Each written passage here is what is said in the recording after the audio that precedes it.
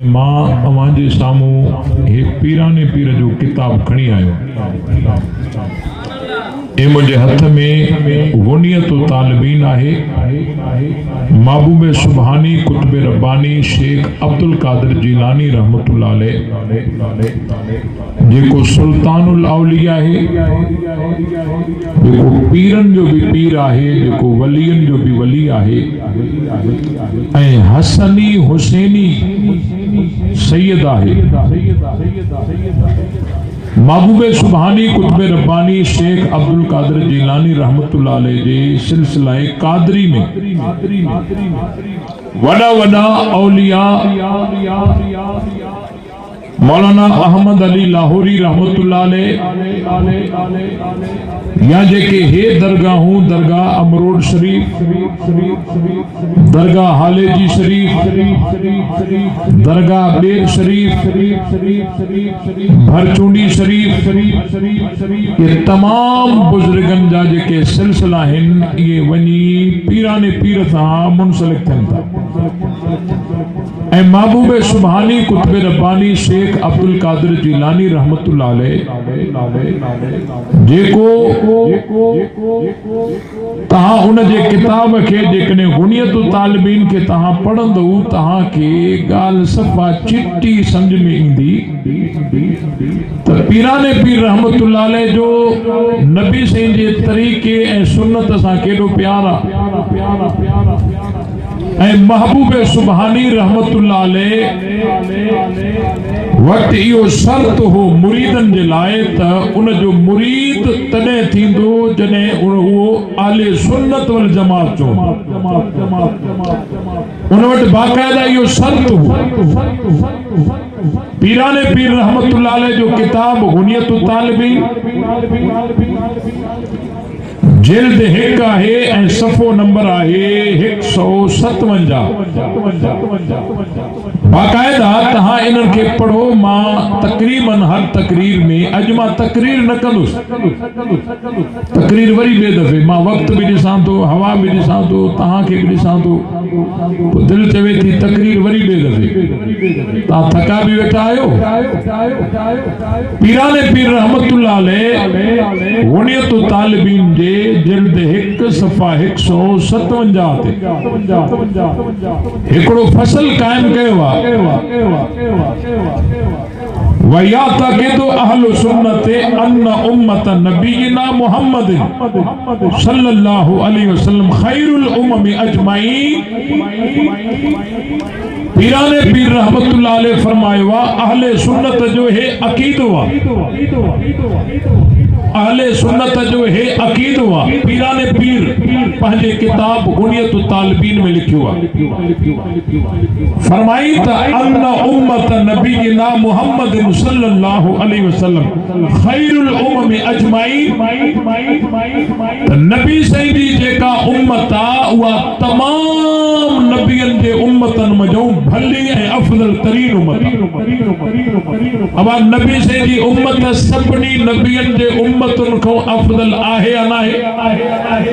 पीराने पीर रहमतुल्लाह अलैह फरमायो हे उम्मत मुहम्मदिया सभिनी उम्मतन खां बहितरीन आहे। व अफजलुहुम हाणे इहा सॼी उम्मत त सॼी उम्मत थई पर इन उम्मत मंझो भला केर है? पीराने पीर रहमतुल्लाह अलैह फरमायो व अफजलुहुम अहलुल कर्निल लदीन शाहदूहु व आमनु बिही व सद्दक़ूहु व बायऊहु व ताबऊहु व कातलू बैन यदैहि व मद्दूहु बि अनफुसिहिम व अमवालिहिम व अज़रूहु व नसरूहु। पीराने पीर रहमतुल्लाह अलैह फरमाया बुधो ये सिपाही साहबा जी गाल ना है। पीराने पीर रहमतुल्लाह अलैह इलाही सदियों अग जाहिन उन्हनि लिखियो आहे त सॼी उम्मत मुहम्मदिया अफजल आहे पर इन सॼी उम्मत मजो उहे माण्हू अफजल आहिनि अल्लज़ीन शाहदूहु व आमनू बिही व सद्दक़ूहु जिन हुजूर जे आॾो कलमो पढ़ियो, नबी साईं जी तस्दीक कयूं, ताईद कयूं, नबी साईं सां गॾु जिहाद कयूं, सफ़र कयूं, नबी साईं जो साथ ॾिनो, नबी साईं ते जान भी कुर्बान कयूं, माल भी कुर्बान कयूं। अब ये केर है ॾाढा चओ हे पीराने पीर जो किताबा मुझे हथ में जेके हाणे ॾिसणो आहे हाणे अचे सुभाणे ॾिसणो आहे सुभाणे अचे बाद में ॾिसणो आहे बाद में अचे राब्तो करणो आहे राब्तो करे पीराने पीर रहमतुल्लाह अलैह चिटन लफ़्ज़न में फरमायो आहे सॼी उम्मत मुहम्मदिया अफ़ज़ल आहे वरी इन उम्मत मजो अफ़ज़ल हुम अहलुल क़र्न लज़ीन शाहदूहु व आमनू बिही व सद्दक़ूहु व बायऊहु व ताबऊहु व क़ातलू बैन यदैहि जिन नबी साईं ते आॾो हाज़िर थिया नबी साईं ते ईमान आंदो नबी साईं जी तस्दीक कयूं नबी साईं सां बैत कयूं नबी साईं जी इत्तिबा कयूं नबी साईं ते आॾो जिहाद कयूं अब ये केर हा ॾाढा चओ ये सहाबा सॼी उम्मत खां अफ़ज़ल आहिनि पीराने पीर लिखियो आहे ये सहाबा सॼी उम्मत खां अफ़ज़ल आहिनि हाणे सॼी उम्मत अफ़ज़ल आहे वरी उम्मत मजो सहाबा अफ़ज़ल आहिनि भला इन्हनि सभिनी सहाबिन मजो केर अफ़ज़ल आहे फरमाई व अफ़ज़ल हुम अहलुल क़ुरून अहलुल हुदैबिया अल्लज़ीना बायऊहु बैत रिज़वान व हम अल्फ व अरबअ मिअत रजुलिन फरमाई त सॼी उम्मत मजो वरी सहाबा अफ़ज़ल सहाबा मजो वरी असहाबे हुदैबिया जिन जी तादाद 1500 आहे जिन वण जे हेठां नबी साईं जे हथ ते बैत कई इहे वरी इन्हनि सहाबा मजो इहे 1450 या 1500 सहाबा इहे वरी सभिनी सहाबिन खां अफ़ज़ल आहिनि सहाबा त सभु सहाबा थिया 1,24,000 वरी इन्हनि सहाबिन मजो असहाबे हुदैबिया अफ़ज़ल आहिनि असहाबे हुदैबिया घणा 1450 या 1500 वरी फरमाई इन्हनि 1450 सहाबा मजो वरी अफ़ज़ल केर आहिनि फरमाई व अफ़ज़ल हुम अहलु बदरिन व हम 300 व 13 रजुलन फरमाई वरी असहाबे हुदैबिया मजो वरी असहाबे बदर सभिनी को अफ़ज़ल आहिनि जिन जी तादाद 313 है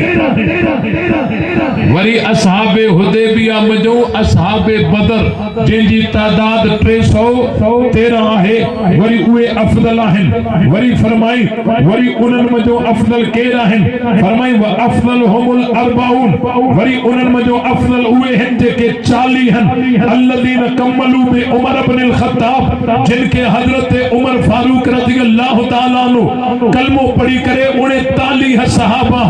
हज़रत उमर से कलमो पढ़ी करे 40 सहाबा पूरा कया वरी इन्हनि 313 मजो ये 40 अफ़ज़ल आहिनि वरी इन्हनि 40 मजो फरमाई व अफ़ज़ल हुमुल असरतुल लज़ीन शहिद लहुमुन नबिय्यु सल्लल्लाहु अलैहि वसल्लम बिल जन्नह फरमाई इन्हनि 40 मजो वरी उहे अफ़ज़ल आहिनि उहे 10 जना अफ़ज़ल आहिनि जिनके नबी सही जन्नत जी बिशारत ॾिनी अबू बकर फिल जन्नह उमर फिल जन्नह उस्मान फिल जन्नह अली फिल जन्नह तलहा फिल जन्नह जुबैर फिल जन्नह अब्दुर्रहमान फिल जन्नह साद फिल जन्नह सईद फिल जन्नह अबू उबैदा फिल जन्नह वरी ये 10 सहाबा उन्हनि मजो अफ़ज़ल आहिनि वरी इन्हनि 10 मजो केर व अफ़ज़ल हाउलाइल असरतुल अबरार अल खुलफाउर राशिदून अल अरबात अल अखयार फरमाई इन्हनि 10 मजो वरी 4 अफ़ज़ल आहिनि जिनके खुलफाए राशिदीन चइबो आहे ये पीराने पीर जो किताबा महबूबे सुबहानी कुतुबे रब्बानी शेख अब्दुल कादिर जीलानी रहमतुल्लाह अलैह फरमान था वरी इन्हनि 10 मजो 4 खुलफाए राशिदीन अफ़ज़ल आहिनि वरी इन्हनि 6 मजो केर अफ़ज़ल फरमाई व अफ़ज़लुल अरबाते अबू बकरिन वरी इन्हनि 6 में सभिनी को अफ़ज़ल अबू बकर आहे सुम्मा उमर पो उमर आहे सुम्मा उस्मान आहे सुम्मा अली वो अली आहे इमामुल अंबिया जनाबे मोहम्मद मुस्तफा जी सजी जमात इन उम्मत को अफ़ज़ल वरी इन सहाबा मजो असहाबे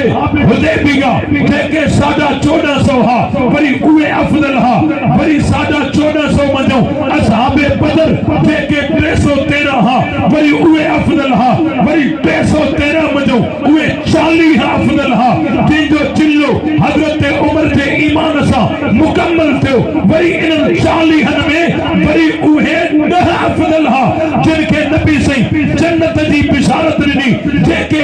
अशरा मुबशरा सॼो बीतो आहे वरी इन 10 मजो खुलफाए राशिदीन अफदल आहिनि माना जेके 4 आहिनि वरी उन्हनि चइनी मजो जेको सभिनी को अफदल आहे वो अबू बकर सिद्दीक़ आहे। पीराने पीर रहमतुल्लाह अलैह पंहिंजे किताब में लिखियो आहे हसनी हुसैनी सैयदा सुभान अल्लाह। पीराने पीर महबूब सुबहानी कुतुब रब्बानी शेख अब्दुल कादिर जीलानी रहमतुल्लाह अलैह जेको हसनी हुसैनी सैयदा वरी उनको बाद में पीराने पीर रहमतुल्लाह अलैह हिते इलाही सारियूं ॻाल्हियूं कयूं आहिनि सहाबा जी भी अज़मत लिखी आहे अहले बैत जी भी अज़मत लिखी आहे वरी महबूब सुबहानी कुतुब रब्बानी शेख अब्दुल कादिर जीलानी रहमतुल्लाह अलैह पंहिंजे मुरीदन के वसीयत कंदे फरमायो वा जिल्द 1 आहे सफ़ा 163 आहे वकाल सल्लल्लाहु अलैहि वसल्लम फी रिवायत अनस रज़ियल्लाहु तआला अन्हु इन्नल्लाह अज़्ज़ व जल्ल इख्तारनी वख्तार ली असहाबी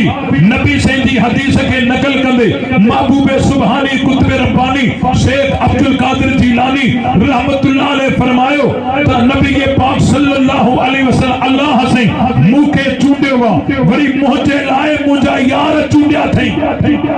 ये पीराने पीर रहमतुल्लाह अलैह पंहिंजे किताब में लिखियो वा फरमाई फजालहुम अंसारी वजालहुम असहारी व अन्नहु सयजीउ फी आखिर ज़माने कौमन यनकुसुनहुम फरमाई त उन्हनि सहाबन के मुझे लाए चूंडियई तो हिकड़न के मुझो मददगार बणाई ऐं ॿियनि सां मुझो रिश्तो सहारत कायम कई वरी फरमाई त आखिरी वक्त में हिकड़ा अहिड़ा माण्हू पैदा थींदा जेके सहाबा के घट वध ॻाल्हाईंदा। ये पीराने पीर लिखियो अथव पंहिंजे किताब में मुरीदन के वसीयत कंदे फरमाई अला फला तो आकिलुहुम खबरदार खबरदार जेके सहाबा के घट वध ॻाल्हाइनि था उन्हनि सां न खाइजो।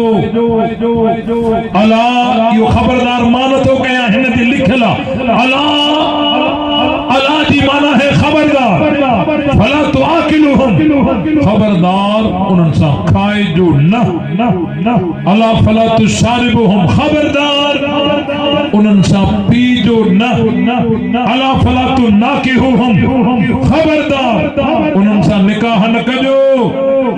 अला फला तुसल्लु माअहुम खबरदार उन्हनि सां गॾु निमाज़ न पढ़जो अला फला तुसल्लु अलैहिम वे मरी वञनि त उन्हनि जा जनाज़ा भी न पढ़जो अलैहिम हलत लानत उन्हनि जे मथां लानत करण हलाल आहे। अवाहे पीराने पीर सिपाही साहब जो ॻाल्हायो